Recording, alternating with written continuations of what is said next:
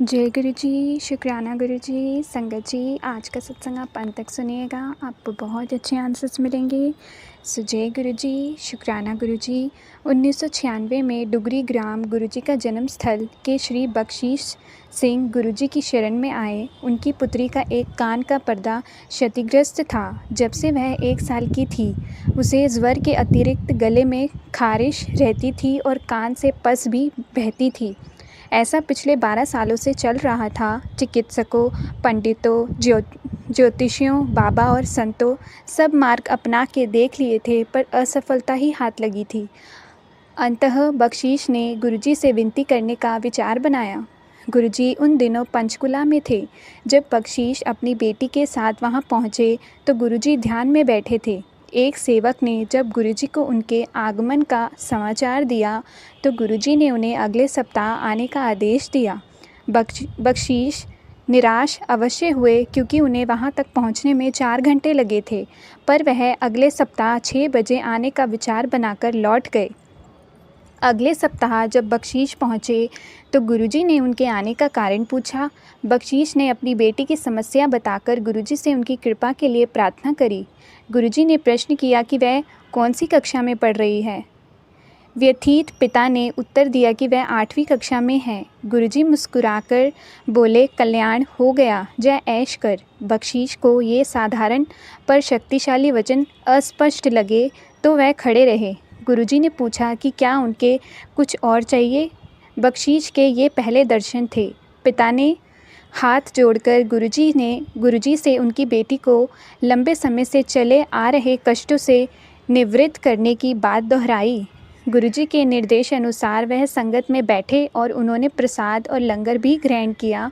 फिर गुरुजी के आदेश अनुसार उनको डुगरी जाने वाली अंतिम बस में बैठा दिया गया।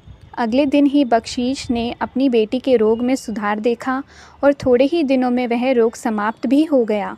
अब बख्शीश परिवार ने हर सप्ताह के अंत में गुरुजी के दर्शन के लिए आना आरंभ कर दिया। उनका बस किराए का खर्च चिकित्सक के खर्च से कहीं कम था। वर्ष बीतते गए, गुरुजी अब दिल्ली आ गए। बख्शीश और उनकी बेटी ने भी दिल्ली आना आरंभ कर दिया। एक ऐसे ही दर्शन के अवसर पर गुरुजी ने अपने भक्त को अपनी पत्नी और पुत्र को साथ लाने को कहा, जिन्होंने अभी तक गुरुजी के दर्शन नहीं किए थे। यात्रा और घर संबंधित समस्याओं के कारण बख्शीश उनको लेकर नहीं आए और अगली बार भी अपनी बेटी के साथ ही आए। गुरुजी ने उनके बारे में पूछा। जब ऐसा कुछ बार हुआ तो गुरुजी ने उनको चेतावनी दी, पत्नी और पुत्र को लेकर आओ। उनकी पत्नी और पुत्र सत्संग में आए तो गुरुजी ने उनकी पत्नी से उसके रोग के बारे में प्रश्न किया। उनकी पत्नी ने बताया कि उन्हें पेट में दर्द रहता है, जिसका कारण रीढ़ की हड्डी की समस्या है। चिकित्सकों की राय में उनका कोई उपचार नहीं था। गुरुजी ने हंसकर उत्तर दिया कि उनके दर्द का मूल कारण तो मानसिक है। अपनी बेटी का विवाह कराने से वेदना समाप्त हो जाएगी। गुरुजी ने उनको दर्शन के लिए 2 सप्ताह में एक बार आने को कहा। गुरुजी के इस गंभीरता रहित कथन से उनकी पीड़ा कुछ ही दर्शनों के बाद समाप्त हो गई। गुरुजी की ऊर्जा ऐसी है, वह अपने सब अनुयायियों से अत्यंत प्रेम करते हैं और उन सबका भी ध्यान रखते हैं जो संगत के संपर्क में हैं, भले ही वह संगत में आकर गुरुजी के दर्शन कर पाएँ या नहीं। उल्लेखनीय है कि बख्शीश के अन्य परिवार के सदस्यों को उन्होंने विशेष रूप से बुलाया। बख्शीश दिल्ली माह में एक बार आते थे। एक बार गुरुजी ने उनको अपने पास बुलाकर 2 सज्जनों से परिचय कराया। वार्ता के दौरान बख्शीश के पिता का उल्लेख आया, जो 85 वर्ष के रहे होंगे। वह स्वस्थ थे, उनकी दृष्टि सामान्य थी और दंत पीड़ा तक नहीं होती थी। बख्शीश ने कुछ निर्भीक होकर गुरुजी को अपने पिता के रोग के बारे में बताया, जो घुटनों से टखनों तक था। चिकित्सक उनके रोग या पीड़ा को कम नहीं कर पाए थे। गुरुजी ने बख्शीश को आश्वासन दिया कि वह चिंता ना करें, उनके पिता को रोग से निवृत्ति मिल जाएगी।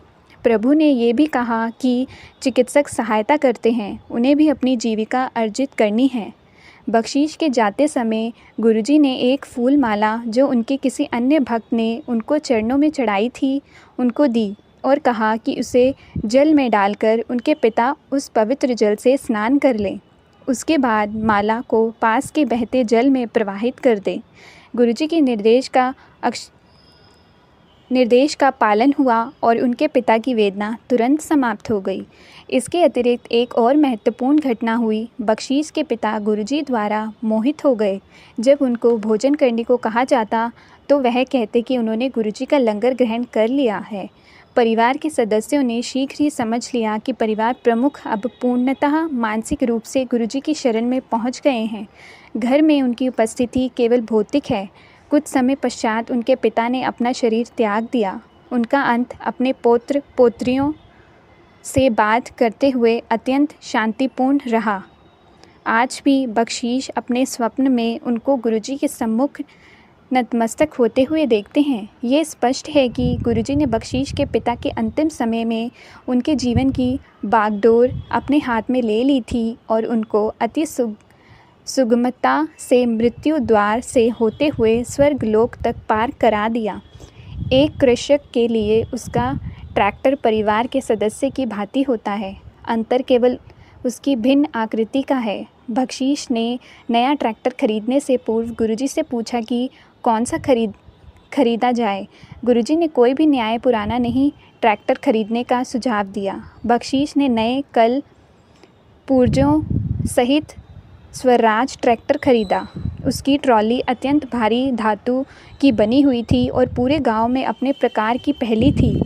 चूँकि वह ट्रैक्टर बख्शीश की भूमि से 3 गुना अधिक भूमि पर कार्य करने में समर्थ है, उस पर कभी भी अधिक भार नहीं पड़ता है।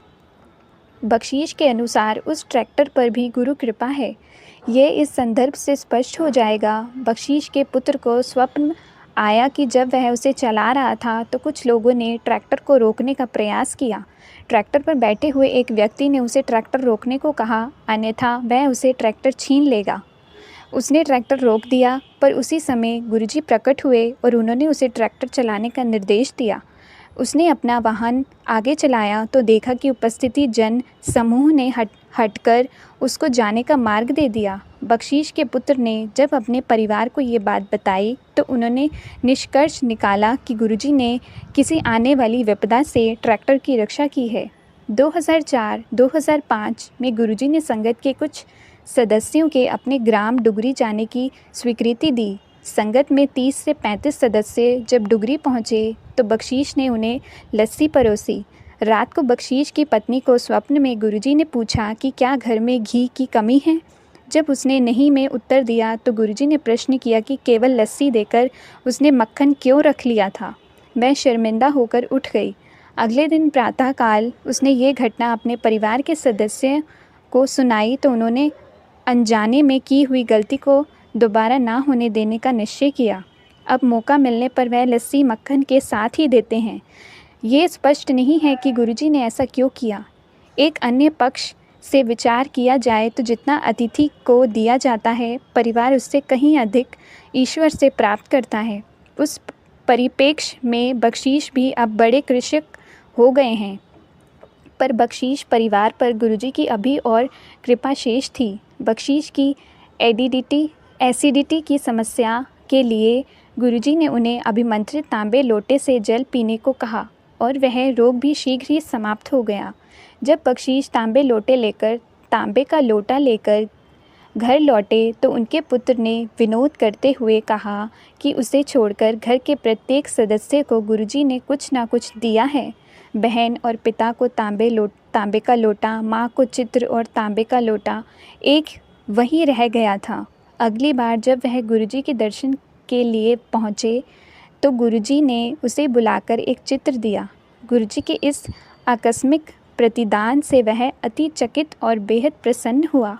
बख्शीश परिवार पर गुरुजी की अनुकंपा यही दर्शाती है कि उनकी अप्रतिबंधित कृपा और संरक्षण सदा भक्त के साथ रहते हैं।